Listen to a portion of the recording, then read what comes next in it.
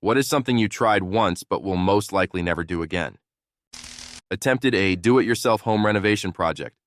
The only thing I renovated was my patience. The trick is learning how to do a whole other job that is way harder than your current job and requires a tool shed. The hardest part is that no matter how prepared you are, you will make multiple trips to the shed before you realize you're headed to the hardware store. At least twice. My husband had to go to Lowe's 3 times in one day when he replaced our sink. Experience is what you get after you need it. Any plumbing job requires at least 3 trips to the hardware store. Clicked View My Rate for a mortgage home equity loan on one of those brokerage sites. I got 167 calls in 2 hours. Took a month to stop getting calls no matter how many numbers I blocked. For real, anyone wanting to check rates like this needs to download Text Now. Get a fake number for this specific purpose, then click Check My Rate with that fake number. If you don't like the rate, just uninstall Text Now and you won't get unwanted calls, texts. I've done this a number of times. Just made this mistake with health insurance. Someone else did this but used my phone number. I don't even know who I pissed off that badly. Beg someone to stay when they don't want to. My dad told me something I won't forget as I was in pain. Everyone needs their heart broken once to know and value love. He was right. The process made me a better partner. It broke me down to the ground, and I built myself back up in the best version of me I could muster. Still hate it, but I'm weirdly thankful it happened too. Picturing their last memory of me just crying, begging versus the cold last memory I have of them looking pity. Bungee jump. Still amazed I actually did it. Was amazing, but no desire to go through it again. Once was enough just to tick the box. Same. Once is enough. I feel this way about both bungee jumping and skydiving. Mostly because I've scratched that itch. It was an okay experience. I don't need a repeat, thanks. You realize just how much of your survival instincts are hardwired into you when standing on that bungee platform. Even though my rational brain knew it was safe, I had a near impossible time convincing my body to lean forward and jump. Did finally do it. It was fun. Don't have any desire to do it again. Snorted vodka, was blind in one eye for 5 minutes. Snorted tequila mixed with Tabasco sauce one time in my 20s to show some Australian dude how tough Americans can be. One half of my face was bright red for hours after, and I think I fucked up my sinus for the last 40 years from it. Ah, the joys of youth. I watched a guy at work snort the tiniest bump of cinnamon and writhed on the floor for 5 minutes before he stuck his head under a faucet while snorting water. For the next week, one eye constantly watered. If someone asked, he'd say he accidentally inhaled cinnamon. I snorted the fattest line of nutmeg you could possibly imagine, once at a house party I didn't know anyone at. I woke up the next day with someone else's wallet, my best friend in jail, and having been brought home by the cops, to wake up with the worst hangover I have ever had, and I am like a for-real alcoholic. Don't snort spices. Tickle the person who absolutely hate tickles. That's how my wife broke my nose. Rule number 1, protect the face. Rule number 2, don't tickle your wife's feet. Rule number 3, refer to rule number 2. No means no applies to tickling as well. But you're laughing. Surely you must be having fun. No, you imbeciles, it's involuntary. Skydiving. It was thrilling, but I spent most of the time trying to settle in and enjoy it, but frankly, it didn't last very long considering the exorbitant cost and time spent getting out there, suiting up, and getting back afterwards. I would see it worthwhile to get a certification and be able to skydive by myself as many times as I can afford, but paying to be strapped to someone else who is in charge is not the greatest experience, yeah. Ate a raw egg, including the shell, once on a dare. It was worse than you can imagine. The best way to eat a raw egg is to cook it first. Gordon Ramsay approves this message. I hope you gave them harsh dares too. As a kid, I wondered what would happen if I stick my thumb into the pencil sharpener and twisted it. 10 out of 10 can't recommend. This elicited a full-body reaction from me.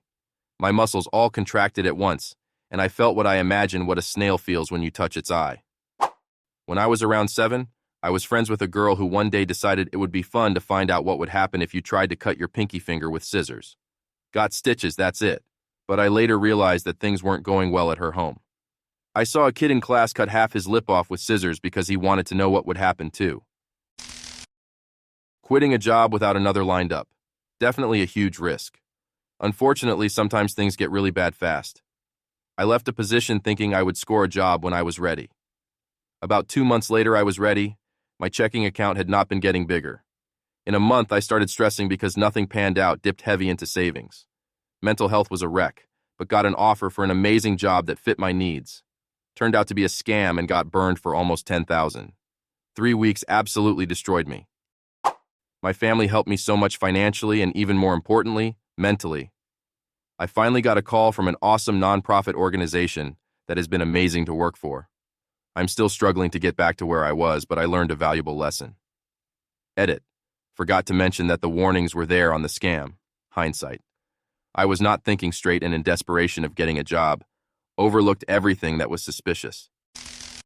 Not taking care of my teeth, now I'm dealing with pain and medical bills from dental implants. Seriously, take care of your teeth, guys. Did you just not brush often? At all? Was it from not flossing? I need to know more. Basically, not consistent with brushing, flossing, and not going to the dentist regularly took a toll on my teeth. Malert. Do you like the aftertaste of vomit? What if we barrel age that for you? From Chicago or visiting and someone lied to you? I was visiting and my friends were honest with me. I think I only had 1 or 2 shots, but I actually liked it. I'm not going to push my luck though and try it again. Just had it for the first time less than a year ago. Was traveling and at a bar in Denver. Ended up talking to some dude from Chicago. For whatever reason he brought it up, and the bartender offered a free sample. He should have paid me to try it, huh?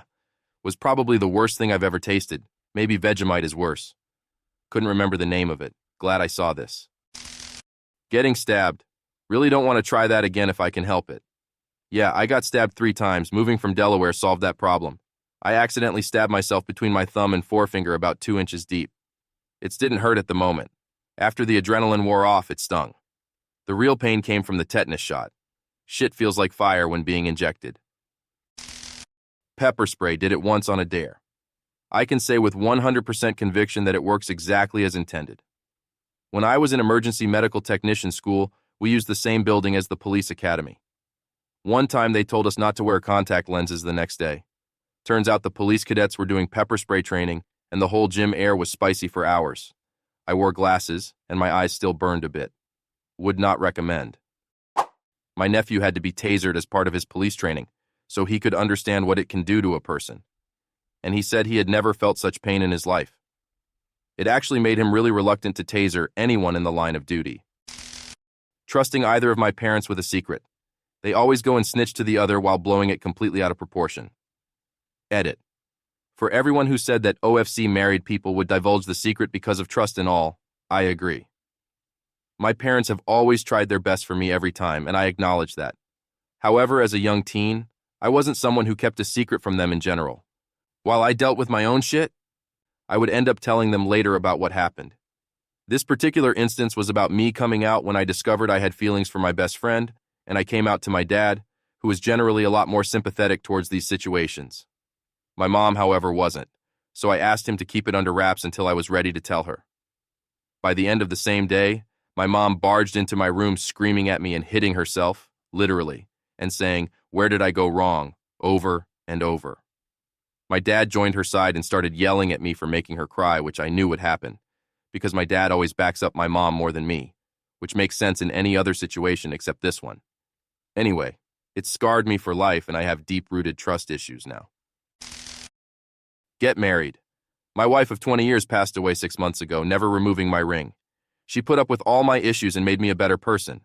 I can't put anyone else through dealing with me again. I'm 39th. Man, I'm sorry. Very sorry. Leave that ring on as long as you want. I also lost my wife when I was 39. She was my life, my everything. Losing her destroyed me in every possible way. Here are 3 things that saved my life. Working out every day. I hired a trainer and told her to show up every day. Writing, so much writing. Going to Camp Widow. Seriously. Just sign up and go. And there you have it. Some things in life are best experienced just once. They remind us that not every adventure is worth repeating, but every experience teaches us something. So, as you navigate your own never-again moments, remember to laugh at the lessons and cherish the wisdom they bring. If you've got a story of your own, share it in the comments below. Let's all learn from each other's misadventures. Thanks for tuning in, and until next time, take care.